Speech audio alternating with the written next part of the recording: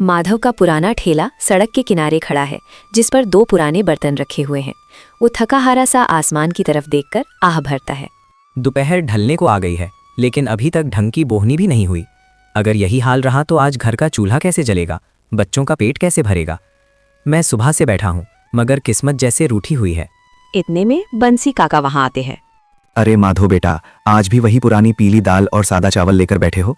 तुम्हें देखकर लगता है वक्त वहीं रुक गया है। दुनिया कहां से कहां पहुंच गई है, लोग चांद तक जा पहुंचे हैं और तुम अभी तक इसी दाल चावल में अपनी किस्मत तलाश कर रहे हो। क्या करूं बंसी काका, मैं एक गरीब आदमी हूं। मुझे जो बनाना आता है वही तो बेच सकता हूं।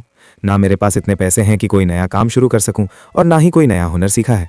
कभी कभी तो लगता है जैसे जिंदगी बस इसी दाल चावल के साथ गुजर जाएगी। बंसी काका सर हिलाते हुए वहां से चले जाते हैं।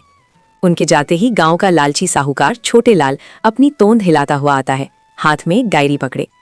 माधो, सिर्फ ठेले की धूल झाड़ने से या किस्मत को कोसने से मेरे पैसे वापस नहीं आएंगे।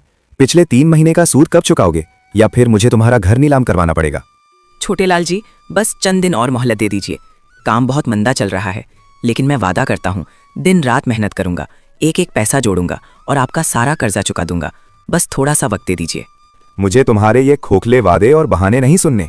अगले हफ्ते तक अगर मेरे पैसे नहीं मिले तो ये जगह खाली कर देना। मैं यहाँ अपनी नई दुकान का बड़ा गोदाम बनाना चाहता हूँ, समझ गए ना तुम? वो पांव पटकता हुआ वहां से चला जाता है। माधो मायूस होकर वहीं बैठ जाता है।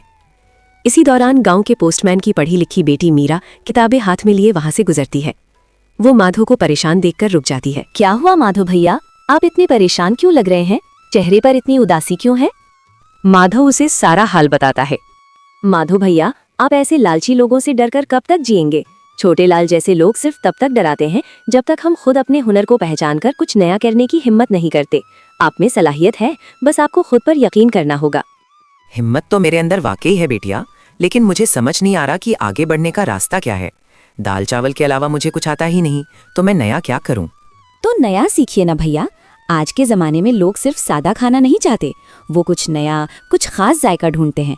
आप भी कुछ ऐसा बनाइए जिसकी खुशबू पूरे गांव के लोगों को आपकी ठेले तक खींच लाए। मीरा के जाने के बाद माधव अभी तक गहरी सोच में डूबा हुआ था कि उसी वक्त एक औरत अपने छोटे बेटे के साथ वहां आती है। बच्चा गुस्से में जमीन पर पांव पटक रहा था। नहीं माँ, मुझे ये पीली दाल और ये फीके चावल बिल्कुल नहीं खाने। मुझे तो वही मसालेदार बिरयानी खानी है जो हमने शहर में खाई थी। उसकी खुशबू और जायका मुझे अभी तक याद है। बेटा जिद मत करो, ये चंदनपुर गांव है, यहाँ शहर जैसी बिरयानी कहाँ से लाऊं? और वो तो बहुत महंगी भी होती है। अभी चुपचाप जो मिल रहा है वही खा लो, वरना भूखे रह जाओगे। मुझे कुछ नहीं सुनना। अगर बिरयानी नहीं मिली तो मैं आज सारा दिन भूखा ही रहूंगा, लेकिन ये सादा खाना मैं किसी भी कीमत पर नहीं खाऊंगा। कहकर दोनों वहां से चले जाते हैं। माधव उनकी बातें सुनकर चौंक जाता है और खुद से बड़बड़ाने लगता है। शहर वाली बिरयानी, अगर मैं वही जायका इस गांव में ले आऊं, अगर मैं भी ऐसी खुशबूदार और लजीज बिरयानी बनाना सीख लूं, तो शायद मेरी किस्मत वाकई बदल सकती है। लोग दाल चावल के बजाय कुछ नया चाहते हैं और शायद यही मेरा मौका है। शाम के वक्त माधव अपना ठेला लेकर घर वापस आता है। उसका छोटा सा कच्चा घर है, जहां उसकी बीवी गोरी मिट्टी के चूल्हे पर रोटियां सेक रही है। गोरी, आज मैंने अपनी जिंदगी का एक बहुत बड़ा फैसला कर लिया है। अब से मैं वही पुराने दाल चावल नहीं बेचूंगा, मैं एक नई शुरुआत करने जा रहा हूँ। क्या कह रहे हैं आप? अगर आप दाल चावल का ठेला नहीं लगाएंगे तो हम खाएंगे क्या? और वो बेरहम छोटे लाल का इतना बड़ा कर्जा कैसे चुकाएंगे? मैं चंदनपुर की सबसे लजीज और खुशबूदार मटन बिरयानी बनाऊंगा। लोग इसकी खुशबू से खिंचे चले आएंगे और देखना, हमारा सारा कर्जा कुछ ही दिनों में उतर जाएगा। लेकिन माधव, हमें तो बिरयानी के मसालों का सही अंदाजा तक नहीं है। हमने कभी इतना बड़ा पकवान बनाया ही नहीं, और मटन और बासमती चावल खरीदने के लिए पैसे कहाँ से आएंगे? मैं उस्ताद करीम के पास जाऊंगा। वो शहर के बड़े बावर्ची रह चुके हैं। अगर वो मुझे सिखा दें तो मैं ये काम जरूर कर सकता हूँ। और इब्तिदाई पैसों के लिए मैं माँ की वो पुरानी पीतल की परात गिरवी रख दूंगा। अब मैं हार मानने वाला नहीं हूँ। अगली सुबह माधव उस्ताद करीम के घर पहुँचता है। उस्ताद करीम अपने सहन में बैठे हुए थे। उस्ताद करीम जी, प्रणाम। मैं अपनी इस भारी गुर्बत से निकलने के लिए आपके पास आया हूँ। मुझे आपका सहारा चाहिए। बराए करम मुझे अपनी मशहूर बिरयानी बनाना सिखा दीजिए। माधो, बिरयानी बनाना सिर्फ पेट भरने का काम नहीं होता, ये एक इबादत की तरह है। इसमें सब्र, मेहनत और उसूलों की पाबंदी बहुत जरूरी है। क्या तुम वाकई ये सब बर्दाश्त कर पाओगे? मेरे पास दौलत नहीं है उस्ताद, लेकिन ये मजबूत हाथ और मेहनत करने का हौसला जरूर है। आप जो कहेंगे मैं वो सब करूंगा। बस मुझे इस दलदल से निकलने का रास्ता दिखा दीजिए। अच्छा, तो फिर गौर से सुनो। जावित्री, इलायची और पुदीने का सही तालमेल ही बिरयानी की जान होता है। और सबसे बड़ा जादू धीमी आंच के दम में और बावर्ची के सब्र में छुपा होता है। मैं आपकी बताई हुई एक एक बात को पत्थर की लकीर मानकर याद रखूंगा उस्ताद। अब मुझे किसी भी तरह लोगों को अपनी मेहनत का जायका चखाना है। उस्ताद करीम उसे कई दिन तक बारीकियों के साथ बिरयानी बनाना सिखाते हैं। आखिरकार माधो घर वापस आ जाता है। अगली सुबह फजर से पहले ही माधो और गोरी उठकर काम में लग जाते हैं। कच्ची सी किचन में धीमी आंच पर हांडी चढ़ी हुई थी। माधो, उस्ताद ने वाकई सही कहा था। असल जायका मसालों के सही मेल में होता है। आज इस हांडी में सिर्फ मटन और चावल नहीं पक रहे, बल्कि हमारे बच्चों का मुस्तकबिल भी पक रहा है। तुम बिल्कुल फिक्र मत करो गोरी, उस्ताद का आशीर्वाद और तुम्हारी दुआएं मेरे साथ हैं। देखना, जब सुबह इस हांडी का दम खुलेगा तो पूरा चंदनपुर इस खुशबू के पीछे खिंचा चला आएगा। सुबह होते ही माधो अपना ठेला लेकर बाहर खड़ा होता है। नई चमकती हुई हांडी में से खुशबू उठ रही होती है। इसी वक्त बंसी काका वहाँ से गुजरते हैं और हैरान होकर रुक जाते हैं। अरे माधो बेटा, आज तो तुम्हारा ठेला पहचाना ही नहीं जा रहा। ये इतना साफ और चमकदार कैसे हो गया? और ये नई हांडी कहाँ से ले आए हो? इसमें से तो ऐसी जबरदस्त खुशबू आ रही है कि मेरा दिल अभी से ललचा गया है। प्रणाम काका, आज से मैंने वही पुराने दाल चावल बेचना हमेशा के लिए बंद कर दिए हैं। अब मैं इस गांव को उस्ताद करीम की मशहूर मटन बिरयानी का असली जायका चखाऊंगा। वाह बेटा, बिरयानी, और वो भी हमारे इस छोटे से गांव में। अगर इसका जायका वाकई उस खुशबू जैसा है तो समझ लो आज ही तुम्हारी किस्मत बदलने वाली है। इतने में मीरा भी वहाँ आ जाती है। वाह माधव भैया, इस खुशबू ने तो दिल ही जीत लिया। ऐसा लग रहा है जैसे किसी बड़े शहर का जायका हमारे गांव में आ गया हो। जल्दी से एक प्लेट दीजिए, मुझसे अब इंतजार नहीं हो रहा। लीजिए मेरा बेटिया, असल में ये सब आपके दिए हुए हौसले का नतीजा है। आप ही ने मुझे नई शुरुआत की हिम्मत दी थी। आप इस गांव की पहली गाहक हैं। पहले आप ही चक्कर बताएं। मेरा एक नवाला खाती है और उसके चेहरे पर खुशी फैल जाती है। भैया, ये तो मेरी तवक्को से भी कहीं ज्यादा लजीज है। मटन इतना नरम है कि मुंह में घुल रहा है और मसालों का जायका तो कमाल का है। मुझे पूरा यकीन है आज शाम तक आपकी ये पूरी हांडी खाली हो जाएगी। आहिस्ता आहिस्ता लोगों की भीड़ बढ़ने लगती है। हर कोई इस खुशबू से खिंचा चला आता है। ये देखकर छोटे लाल अपनी दुकान से गुस्से में बाहर निकलता है और जोर से बोलता है, ये क्या तमाशा लगा रखा है माधु? गांव के रास्ते पर इतनी भीड़ क्यों जमा कर रखी है? तुमने तो यहाँ मेला लगा दिया है। छोटे लाल जी, मैं तो बस अपना काम ईमानदारी से कर रहा हूँ ताकि आपका कर्जा जल्दी चुका सकूं। आप भी एक बार चक्कर देख लीजिए, शायद आपका गुस्सा कुछ कम हो जाए। मुझे तुम्हारा ये खाना नहीं चाहिए। मुझे सिर्फ अपने पैसे और ये जगह वापस चाहिए।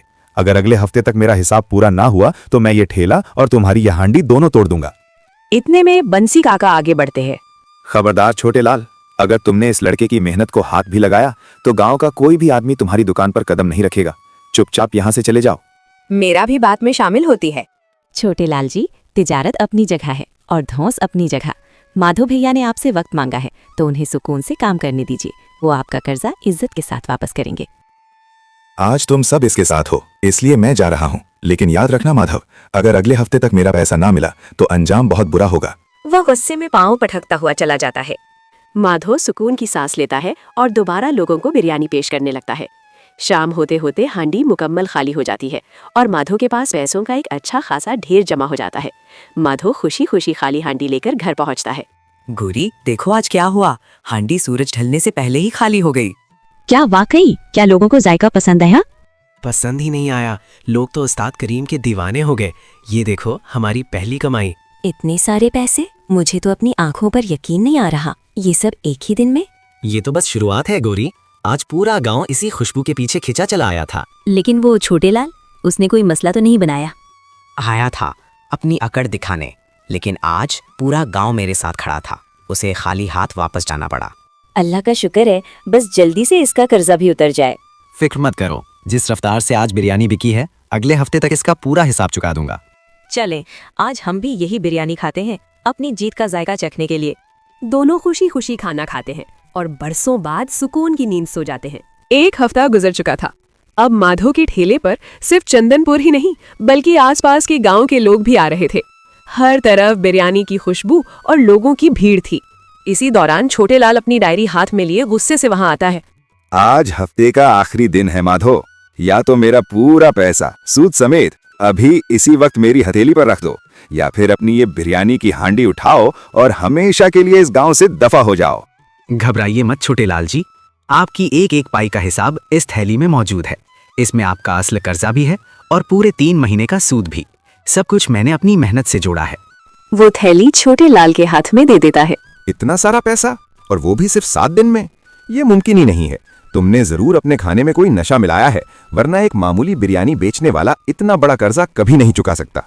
ये नशे का नहीं, बल्कि खालिस मसालों और मेरी ईमानदारी की बरकत है छोटे लाल जी। चंदनपुर के लोगों ने मेरे जायके को मोहब्बत दी है, इसीलिए आज मेरा सर फख्र से ऊंचा है और आपका कर्जा मुकम्मल खत्म हो चुका है। अब पैसे मिल गए ना छोटे लाल, तो चुपचाप यहाँ से चले जाओ। अब ये जगह माधो की मेहनत और कामयाबी की पहचान बन चुकी है। तुम्हारी कड़वी बातों के लिए यहाँ कोई जगह नहीं बची। छोटे लाल कुछ देर खामोश रहता है, फिर बोलता है, आज तुम्हारी किस्मत चमक रही है माधो, इसलिए तुम्हारी हर बात सही लग रही है। लेकिन याद रखना, कारोबार में उतार चढ़ाव आते रहते हैं। आज जो लोग तुम्हारे साथ हैं, कल वही गायब भी हो सकते हैं। ये कहकर वो वहाँ से चला जाता है। उसी वक्त उस्ताद करीम वहाँ आते हैं। उनके हाथ में एक नया पतीला होता है। माधो, आज तुम्हारी कामयाबी की खुशबू शहर के बड़े होटलों तक पहुंच चुकी है। मुझे तुम पर बहुत फख्र है कि तुमने मेरे हुनर को जिंदा रखा और उसे एक नई पहचान दी। उस्ताद, ये कामयाबी मेरी नहीं, बल्कि आपके दिए हुए इल्म की है। अगर आप मुझे सही तरीका ना सिखाते तो मैं आज भी उसी पुरानी गुर्बत में फंसा होता। हुनर तो सबको मिलता है बेटा, लेकिन जो उसे मेहनत से निखारता है वही असल फनकार बनता है। अब वक्त आ गया है कि तुम इस ठेले को एक पक्की दुकान में बदल दो। शाम के वक्त मेरा एक खूबसूरत लकड़ी का बोर्ड लेकर आती है। माधो भैया देखिए, मैंने आपके नए सफर के लिए ये नाम तैयार करवाया है, माधो की शाही मटन बिरयानी।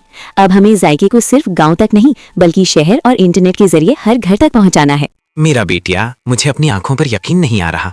मैंने तो सिर्फ पेट पालने के लिए ये सब शुरू किया था, लेकिन तुमने तो मेरी छोटी सी दुनिया को पर लगा दिए। पर तो आपकी मेहनत में लगाए हैं भैया, मैंने तो बस आपको आसमान दिखाया है। इतने में गौरी और उनका बेटा भी वहाँ आ जाते हैं। माधो, तुमने वाकई अपनी मेहनत से चंदनपुर की मिट्टी में सोने की खुशबू पैदा कर दी है। ये सब तुम्हारी हिम्मत और उस्ताद के यकीन का नतीजा है। गौरी, अगर उस दिन तुमने माँ की बारात गिरवी रखने का हौसला ना दिखाया होता तो आज ये रोशनी हमारे घर में कभी ना आती। अब पुरानी बातें छोड़ दीजिए, चलिए घर चलते हैं। माधव अपने खानदान के साथ घर की तरफ चल पड़ता है। ढलते सूरज की रोशनी में उसका चेहरा फख्र और खुशी से चमक रहा होता है। गौरी, आज से हमारे दुखों का खात्मा और खुशियों की नई शुरुआत है। आज हम सब मिलकर अपनी जीत की बिरयानी खाएंगे।